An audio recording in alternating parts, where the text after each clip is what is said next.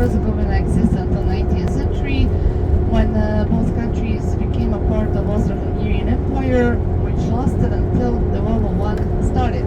First through a bomb, but the bomb ricocheted and destroyed the car behind. When Gavrilo saw that his bomb assassination failed, he then pulled out a gun and he shot them both at point-blank range. Later he tried to commit suicide, but the angry mob, they jumped on him and they kicked the gun out of his hands. Later he was incarcerated.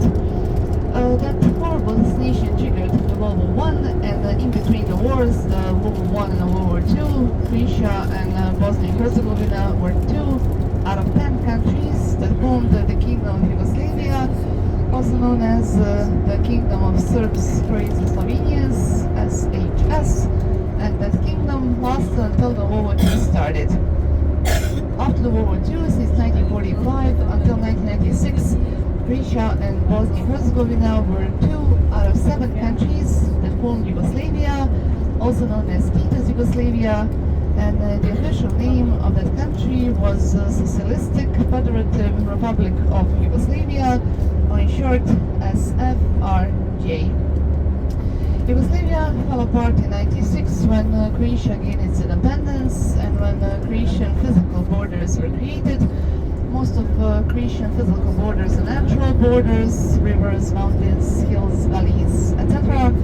And according to Dayton Accord, ever since 1992, of Bosnia and Herzegovina and the Republic of Srpska. But the Republic of Srpska is not to be mistaken with Republic of Serbia. For instance, is in Federation of Bosnia and Herzegovina, and this town nearby the Brown Neck called Trebinje is in Republic of Srpska, and that's where Bosnian Serbs live. Because Bosnia and Herzegovina is a home to 3 ethnicities, 3 ethnic groups: Bosniaks, Bosnian